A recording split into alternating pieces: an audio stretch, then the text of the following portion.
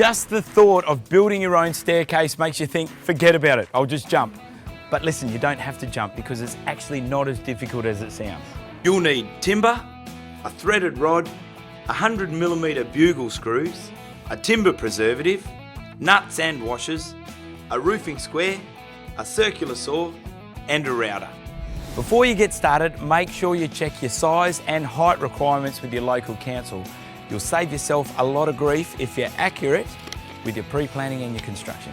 Okay, the first step, pardon the pun, is to learn the language of staircase making.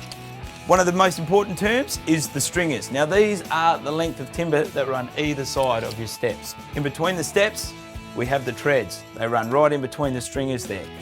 The next one I want you to learn is the rise. Now that is the height between the treads, going from the top of the tread to the top of the tread.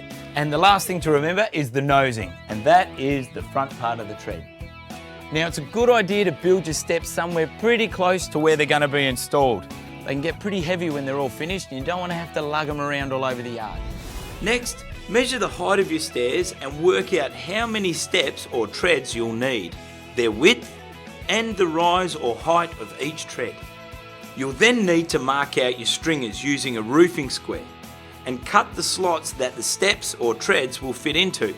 A circular saw and a router will do the job nicely.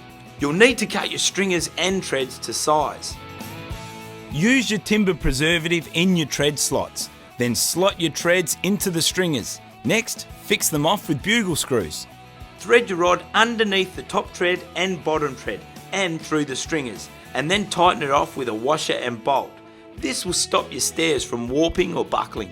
Okay, it's the moment of truth. It's time to position these stairs. Now don't forget to check your final levels before you fix them off at the stringers. And there you go, a set of stairs. Now they might not go all the way to heaven, but the fact you did them yourself means they're pretty close.